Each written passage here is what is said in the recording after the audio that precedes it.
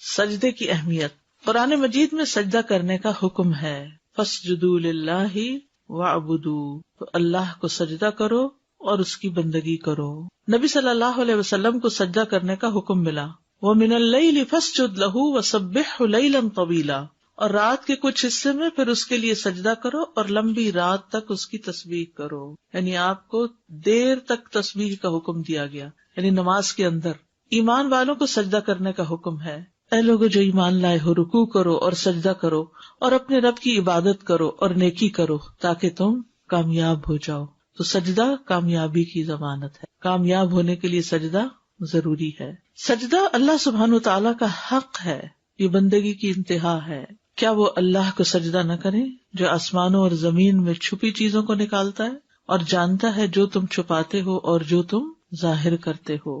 اللہ کے سوا کسی کو سجدہ نہیں کیا جا سکتا. رسول اللہ صلی اللہ علیہ وسلم نے فرمایا، کسی انسان کے لیے دوسرے انسان کو سجدہ کرنا درست نہیں. اگر کسی انسان کے لیے دوسرے انسان کو سجدہ کرنا درست ہوتا تو میں عورت کو حکم دیتا کہ وہ اپنے شوہر کو سجدہ کرے، اس کا حق اس پر بڑا ہونے کی وجہ سے کہ وہ اس کا درجہ بڑا ہے.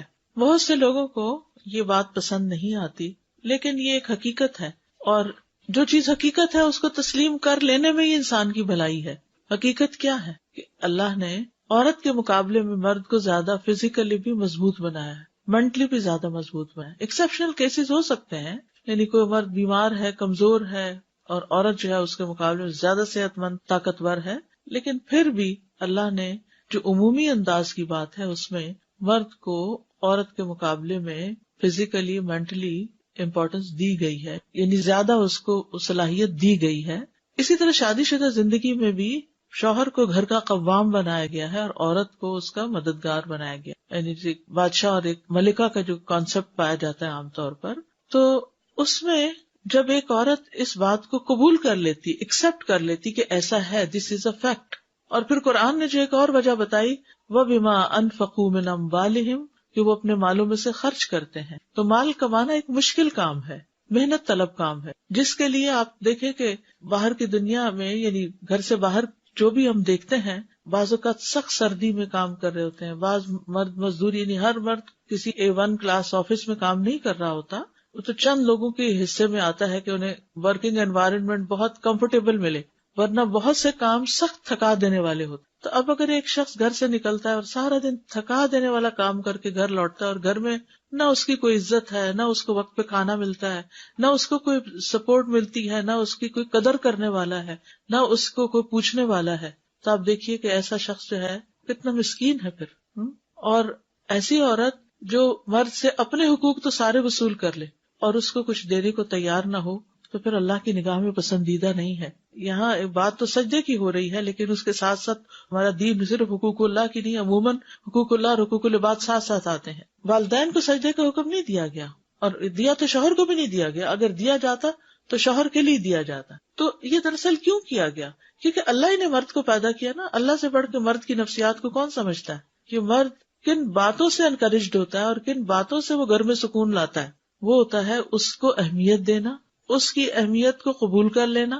غلطیاں تو ہر ایک میں ہوتی ہیں، یہ نہیں کہ چند غلطیاں پکڑ لینا اور اس کے بعد اس کو بچوں کے سامنے بھی تو میں کر کے ذلیل و رسوا کرنا. تو یہ چیز انسان کے اپنے ہی پریشانی کا باعث ہو جاتی، اپنی عبادات میں بھی خلل ہو جاتا ہے. اور اگر آپ کوئی درس و تدریس کا کام کر رہے ہیں تو اس میں بھی کوئی برکت نہیں رہتی، اور کسی پل آپ کو چین نہیں، پھر زندگی پریشان حال گزرتی ہے. تو حل کیا ہے؟ اللہ نے جس کا جو مقام بنا دیا ہے نا، اس کو وہاں ایکسپٹ کر لینا، اس کو قبول کر لینا. چاہے ساری دنیا اس کے خلاف کچھ کہتی رہے تو ان باتوں سے متاثر نہ ہونا، بلکہ یہ سوچنا کہ ایک طرف اللہ کا حکم اور ایک طرف سب کا، اور ایک طرف میری اپنی خواہش کہ میں بڑا بن کے دکھوں. کیونکہ مشکل یہ کہ شیطان جب انسان کو کنٹرول کرتا ہے تو وہ کیا چاہتا ہے؟ انا خیر منہ. اور یہ صرف دوسرے لوگوں کے معاملے میں نہیں ہوتا، ہسبینڈ وائف کے بیچ میں بھی ہوتا ہے. ہسبینڈ تو خیر ہے ہی، اور وہ سمجھتا ہے انا خیر من، اور عورت سمجھتی ہے انا خیر من، میں اس سے بہتر ہوں. اور وہ جو اپنے پلس پوائنٹس ہیں، اپنی اسٹرینگس ہیں، ان کو گن لیتی ہے، اور جو اس کی ویکنیسز ہیں ان کو گن لیتی ہے. جو اس کے پلس پوائنٹس ہیں ان کو وہ اگنور کر دیتی ہے یا کر دیتا ہے.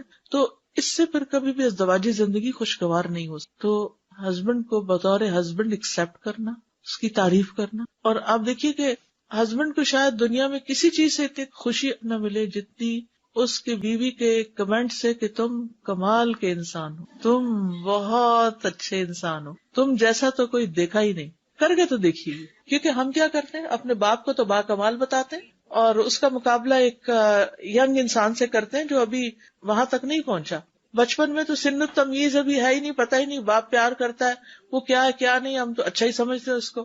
بڑے ہو کر بھی تھوڑے عرصے کے بعد جب پڑھائیاں ہو گئی، شادی ہو گئی، تو باپ کا ایک اچھا ہی روپ سامنے دیکھا تو پھر شوہر کو اس سے کمپیئر کرنے لگتے ہیں، پھر کبھی بھائیوں سے کمپیئر کرنے لگتے ہیں، کبھی اس کے بھائیوں سے اس کو کمپیئر کرنے لگتے ہیں. تو اگر اس کی کسی بھی خوبی پر آپ اس کی تعریف کر سکیں تو آپ دیکھیں گے کہ اس سے زیادہ خوشی آپ کو کوئی چیز نہیں دے سکتی. اگر آپ واقعی چاہتے ہیں نا کہ شوہر کی طرف سے آپ کو خوشی ملے تو پہل آپ کو کرنی ہوگی، پہلے آپ کو اس کی تعریف کرنی. السلام علیکم ورحمۃ اللہ وبرکاتہ. استاد، وعلیکم السلام. میں شیئر کرنا چاہتی ہوں کہ میں نے 4-5 سال پہلے ایک درس ارینج کروایا تھا. تو درس کے دوران تمام سسٹرز کو کہا گیا تھا کہ آج آپ وعدہ کریں کہ گھر جا کے اپنے ہسبینڈ کا شکریہ ادا کریں گی اور ان کو کہیں گی آئی لو یو.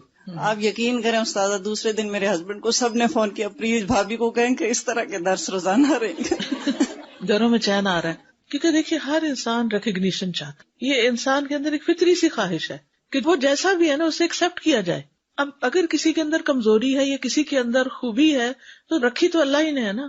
ہم کسی کی خوبی کو ایکسپٹ نہیں کرنا چاہتے اور کسی کی کمزوری کو قبول نہیں کرنا چاہتے، تو پھر مشکل اپنے لیے کھڑی کر لیتے ہیں. یعنی یہ کہنے سے ہمارا کچھ جائے گا نہیں سوائے ایگو کو مارنے کے، اور کچھ نہیں جائے گا.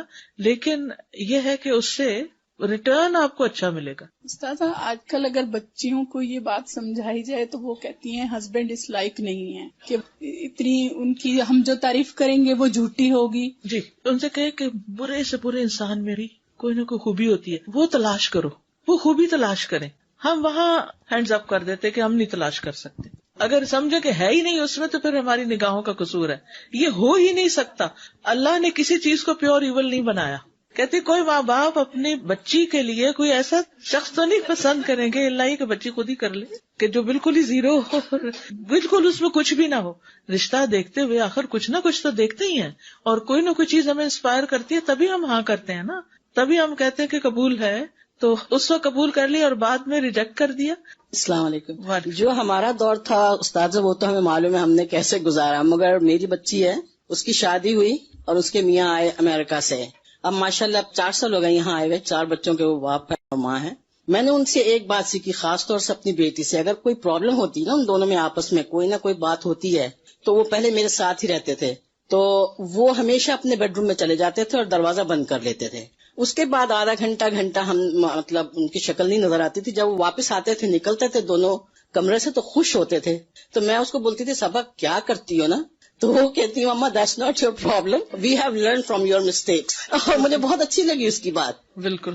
یہ آپ ہی کا کوئی لیکچر بہت عرصہ پہلے سنا تھا کہ اپنے شوہر کی 10 خوبیاں لکھ کے ایسی جگہ لگا لو جہاں زیادہ نظر پڑتی ہو. یقین کریں میں نے اپنی بیٹیوں سے اور بہوؤں سے یہ بات کہی کہ یہ مجھے بہت اچھی لگی بات، تو کہنے لگی کہ کیوں ہم اپنی خوبیاں کیوں نہ لکھ کے وہاں لگائیں. تو میں نے کہا نہیں، پھر تمہارا مسئلہ حل نہیں ہوگا. تم اگر نہیں بھی ہے تو تم سوچو کہ ان میں کیا اچھائیاں ہیں اور وہ لکھو. 10 نہیں ہے تو 5 تو ہوں گی اور لکھ کر لگاؤ. تو مجھے بہت اچھی لگی تھی آپ کے لیکچر کے بعد. الحمدللہ. جی استاد، آپ جو ایک بات بتا رہی تھی ابھی کمپیریزن، وہ بھی ایک بہت فساد کا ایک جڑ ہوتی ہے. کیونکہ جو انسان دوسروں کے شوہر سے یا اپنے باپ سے اپنے بھائی سے جو کمپیئر کرتا ہے، کیونکہ ہر ایک کا طریقہ کیئرنگ کا یا پیار کا ہر ایک کا طریقہ الگ ہوتا ہے، مختلف ہوتا ہے. کوئی کہہ کر آپ کو مطلب کیئر دکھاتا ہے، کوئی نہیں کہہ کر اتنا کیئر کرتا ہے کہ آپ کو پتہ نہیں چلتا ہے. تو ہر چیز میں یعنی کیسی حکمت کہ ہم سوچیں، پھر آپ نے جیسے بتایا کہ ہم خود اس پہ سوچیں، غور کریں تو اس کی اچھائیاں نظر آئیں گی. کیونکہ ہم غور نہیں کرتے ہیں تو پھر ہمیں اچھائیاں اس کے اندر نظر نہیں آتی ہے. کیونکہ شیطان دیکھنے ہی نہیں دیتا. پیدا کرنے والے کو سجدہ کریں، اللہ سبحانہ تعالیٰ کو سجدہ کیوں کریں؟ کیونکہ اس نے ہمیں پیدا کیا، نہ صرف یہ کہ ہمیں بلکہ ہر چیز کو، اور اسی کی نشانیوں میں سے رات اور دن اور سورج اور چاند ہیں. نہ سورج کو سجدہ کرو اور نہ چاند کو، اور اللہ کو سجدہ کرو جس نے انہیں پیدا کیا اگر تم صرف اس کی عبادت کرتے ہو. فرشتوں کا سجدہ کرنا، ان الذین عند ربک لا یستکبرون عن عبادتہ ویسبحونہ ولہ یسجدون. بے شک جو لوگ تیرے رب کے پاس ہیں یعنی فرشتے، وہ اس کی عبادت سے تکبر نہیں کرتے اور اس کی تسبیح کرتے ہیں اور اسی کو سجدہ کرتے ہیں. فرشتوں کا سجدہ کیسے ہے؟ رسول اللہ صلی اللہ علیہ وسلم نے فرمایا آسمان چرچراتا ہے جیسے کسی چارپائی پہ یا کسی ٹیبل پہ یا کسی چھت پہ زیادہ سامان رکھ دیا جائے تو کیا ہوتا ہے؟ چرچر کرنے لگتی ہے، اور اس کا حق ہے کہ وہ چرچرائے۔ اس ذات کی قسم جس کے ہاتھ میں محمد صلی اللہ علیہ وسلم کی جان ہے، وہاں تو ایک بالشت کے بقدر بھی ایسی جگہ نہیں، یعنی ایک بالشت، ایک ہاتھ برابر بھی ایسی جگہ نہیں جہاں کوئی فرشتہ سجدے میں اپنی پیشانی رکھے اللہ کی حمد کے ساتھ اس کی تسبیح نہ کر رہا۔ آسمان بھرا ہوا ہے فرشتوں سے جو سجدہ کر رہے ہیں اور مسلسل سجدے میں پڑے ہوئے ہیں۔ اگر ہم نہیں کریں گے تو اللہ تعالیٰ کو کوئی نقصان ہے؟ کوئی فرق پڑتا ہے؟ کچھ بھی نہیں۔ سورج کا سجدہ کرنا، ابو ذر رضی اللہ عنہ سے روایت ہے، کہتے ہیں میں غروب آفتاب کے وقت مسجد میں نبی صلی اللہ علیہ وسلم کے ساتھ تھا، تو آپ صلی اللہ علیہ وسلم نے فرمایا، اے ابو ذر، کیا تمہیں پتا ہے کہ سورج کہاں غروب ہوتا ہے؟ میں نے کہا اللہ اور اس کا رسول ہی زیادہ جانتے ہیں۔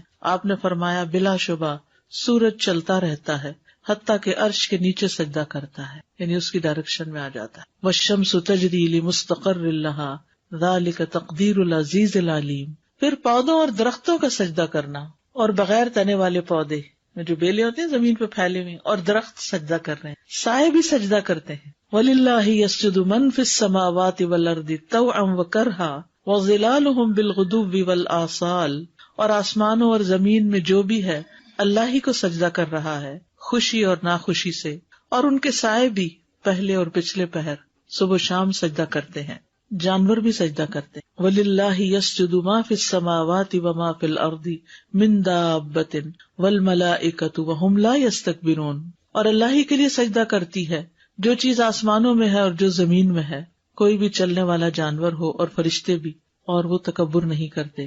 رحمان کے بندوں کی صفت، وَالَّذِينَ يَبِيتُونَ لِرَبِّهِمْ سُجَّدًا وَقِيَامًا، اور جو اپنے رب کے لیے سجدہ کرتے ہوئے اور قیام کرتے ہوئے رات گزارتے ہیں۔ یہ عباد الرحمان کی صفات ہے نا سورۃ الفرقان میں، تو وہاں رات کو خاص طور پر قیام کے وقت سجدہ کرنے کی بات ہو رہی ہے۔ مومنوں کے چہرے میں سجدے کی علامات ہوتی ہیں، سیماہم فی وجوہہم من اثر السجود، ان کی شناخت ان کے چہروں میں موجود ہے سجدہ کرنے کے اثر سے۔ نافرمان سجدہ نہیں کرتے، جب انہیں کہا جاتا ہے کہ سجدہ کرو رحمان کے لیے، قالوا وما الرحمن انسجد لما تأمرنا وزادہم نفورا، جب ان سے کہا جاتا ہے رحمان کو سجدہ کرو تو کہتے ہیں اور رحمان کیا چیز ہے، کیا ہم اسے سجدہ کریں جس کے لیے تو ہمیں حکم دیتا ہے؟ اور یہ بات انہیں بدکنے میں بڑھا دیتی ہے اور دور کر دیتی ہے، یعنی نافرمان لوگ نماز نہیں پڑھتے، سجدہ نہیں کرتے۔ فما لہم لا یؤمنون واذا قرئ علیہم القرآن لا یسجدون، تو انہیں کیا ہے کہ وہ ایمان نہیں لاتے، اور جب ان کے سامنے قرآن پڑھا جاتا ہے تو وہ سجدہ نہیں کرتے۔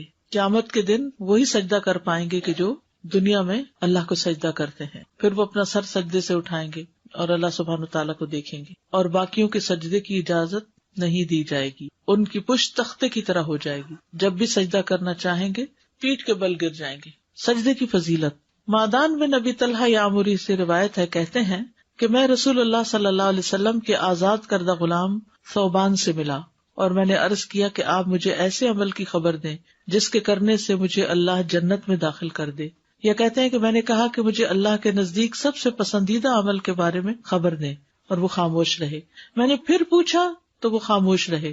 میں نے تیسری بار پوچھا تو انہوں نے فرمایا میں نے رسول اللہ صلی اللہ علیہ وسلم سے اس بارے میں سوال کیا تھا، تو آپ نے فرمایا تم پر اللہ کے لیے سجدوں کی کثرت لازم ہے، یہ پسندیدہ ترین عمل ہے۔ تم جب بھی کوئی سجدہ کرتے ہو تو اللہ اس سجدے کے سبب سے تمہارا ایک درجہ بلند کر دیتے ہیں، اور اس کے ذریعے سے تمہاری ایک خطا مٹا دیتے ہیں۔ سجدہ قربت کا ذریعہ ہے۔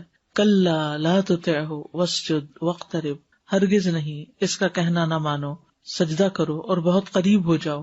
سجدے کی حالت میں بندہ رب کے سب سے زیادہ قریب ہوتا ہے۔ ابو ہریرہ سے مروی ہے کہ رسول اللہ صلی اللہ علیہ وسلم نے فرمایا سجدہ کرتے ہوئے بندہ اپنے رب کے سب سے زیادہ قریب ہوتا ہے، بس سجدوں میں کثرت سے دعا کیا کرو۔ ایک سجدے کا اجر، ایک نیکی ملنا، ایک گناہ معاف ہونا، ایک درجہ بلند ہونا۔ اس لیے حدیث میں آتا ہے کہ تم سجدوں کی کثرت کرو۔ ایک زمانہ آئے گا جس میں ایک سجدہ دنیا و ما فیہا سے بہتر ہوگا۔